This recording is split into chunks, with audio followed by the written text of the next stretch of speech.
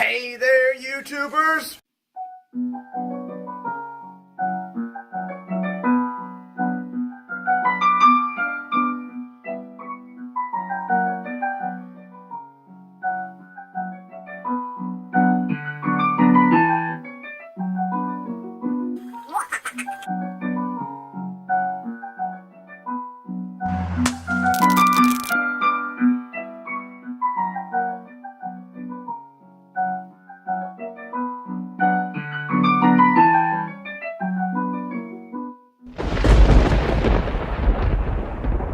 Professor Sheep here.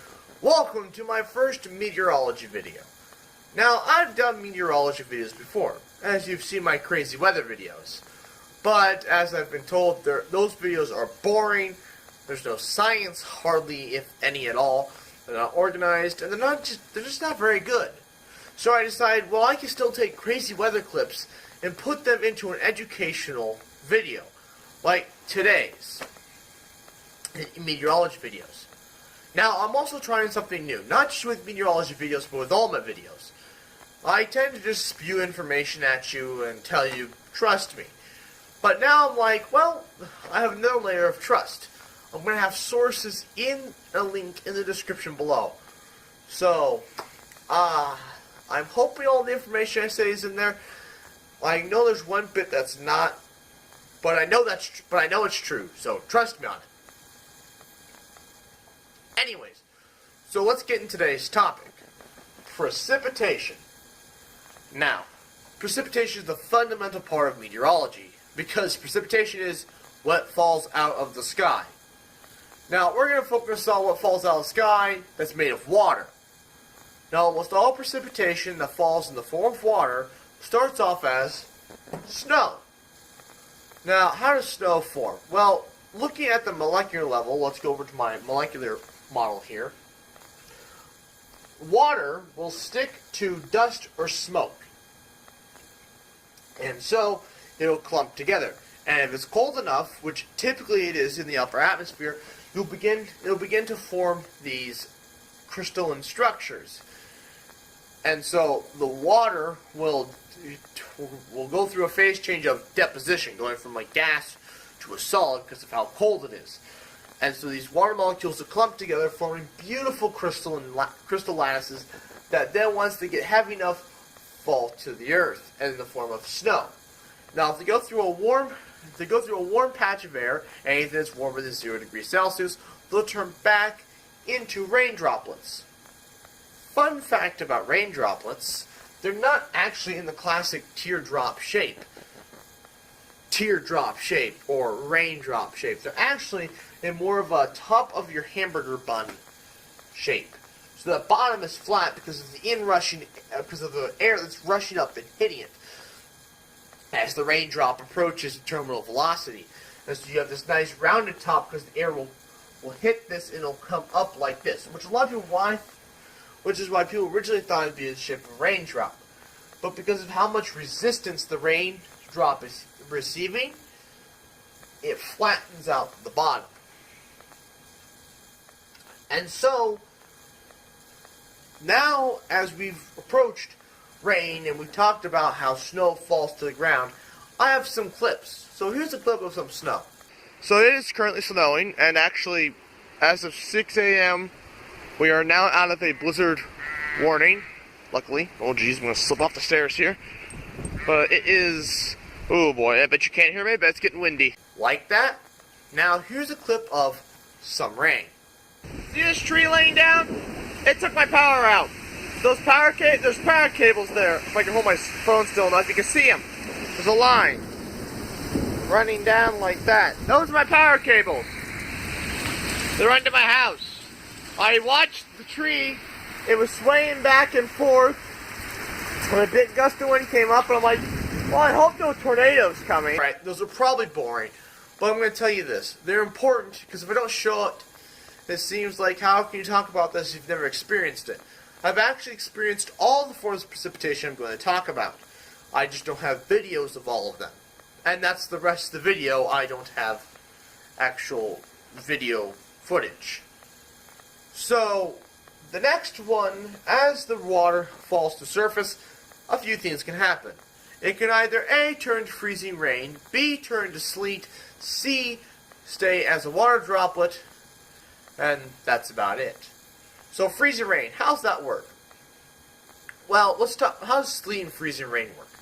Well, sleet is quite simple. As the water droplets fall through the air, if they hit a layer of super cold, colder than freezing air, the water droplets will clump together in small little balls, almost like hail. Not quite, though. Close. And so they'll clump together and they'll form little balls. They won't accumulate unless you get a lot of it, like snow.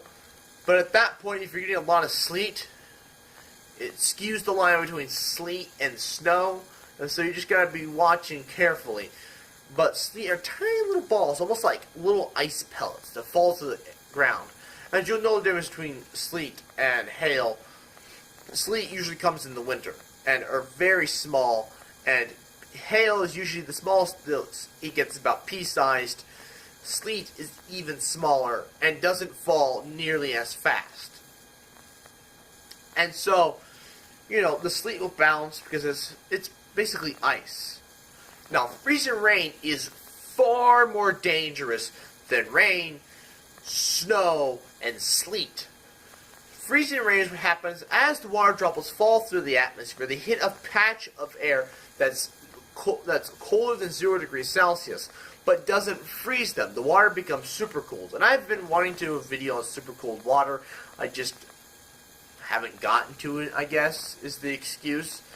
And so what happens is water that's nearly pure, obviously the water's not pure because it had to stick to some dust or smoke to form in the first place. But anyways, so as these water droplets fall to the air, they become super cold. And so as soon as they touch something that's not another water droplet, they freeze. And so they'll hit the ground and they'll freeze, building up a layer of ice. And as more and more fall, they build up more and more layers of ice. And that ice can get thick and it will get heavy. And so it'll break power lines. And an inch of ice or even a half inch of ice is really, really difficult to get off a road. Now you could use salt, but that costs a lot of money, and, you know, governments aren't made of money. So ice storms are very dangerous. And I highly recommend you not go outside during an ice storm, or even after. Wait a while. The roads are going to be very dangerous. Okay, so we've talked about ice storms, we've talked about sleet, we've talked about, well, freezing rain and ice storms, we've talked about rain and snow. What about the last one, the elephant in the room, hail? Well, hail forms in thunderstorms. And the key to hail are these updrafts that form in thunderstorms. And they typically form in a cumulonimbus cloud. Cumulonimbus clouds are usually in the shape of an anvil. This looks like a mushroom cloud, I know, but they look like that, but in the sky, floating above the ground. Anyways, updrafts, so warm air, will come and push any water, any of the snow or water wanting to come down. Push it back up in the atmosphere. It's going to hit layers of warm or cold air, causing it to freeze and cool, freeze and cool, freeze and cool. This action will cause these water droplets to run into each other, especially since it's doing this constant turning motion. This will get the ice and water to start to clump together. And it'll get bigger and bigger and bigger. In my state, Nebraska, actually at one point, and I still think it does, you can correct me if I'm wrong though, holds the world record for the largest hailstone. I don't know whether to be proud or to be terrified. And the world's largest hailstone got to the size of about like a volleyball. Absolutely massive. Something like that. Now, the biggest I've seen in person and have been outside as it happened was probably about the size of smaller than my fist. Not very big. Probably about like that. And there wasn't a lot of it. Only like 1 or 2 every 10 feet. But there were a lot of like smaller ones about like that fell. About dime-sized, or not dime-sized, but nickel-sized. But hail can be very dangerous because of the high winds that can be brought with them. And those larger hailstones can fall to the ground at speeds up to 80 miles per hour. And I am thinking about doing a video on hail and speeds at which it can reach with my air cannon. So stay tuned for that. I make no promises though. Anyways, so as this hail does this turning action in the cumulonimbus clouds and it clumps together, it's going to run through different layers of air which are going to contain different things. Different types of dust or smoke. And so you'll see, if you cut open a hailstone, you'll see these layers. And so these are layers of different layers of dust and smoke. That's just a fun little thing I wanted to talk about. Because where I live, hail isn't super common, but it can happen, and so I just like talking about hail. Because, you know, it's big chunks of ice falling from the sky, and typically, if it can rain, why should it be able to hail? And why doesn't it hail all the time? Well, you need those updrafts, like I talked about. Those updrafts, you can't have hail. But I'm rambling. So, if you like, but in the meantime... Wait! Remember when I said this? I've actually experienced all the forms of precipitation I'm going to talk about. I just don't have videos of all of them. And that... Well, turns out the day after I filmed the precipitation video, the video you're watching, it decided to... Well, at the time, I didn't know if it hailed or it was sleet. But upon further examination, sleet tends to fall slowly. These objects falling from the sky were falling quite quickly, leading me to determine that it was hail. Even though they're quite small for hail, I still think it's hail. So, dude, watch this. Actually, it's almost like hail. Actually, this might actually be hail. I'm not entirely sure. It looks too small to be hail, but I could be wrong. I'm rambling. So, if you like, but in the meantime, please like, comment, and share. New videos every Friday. And good night.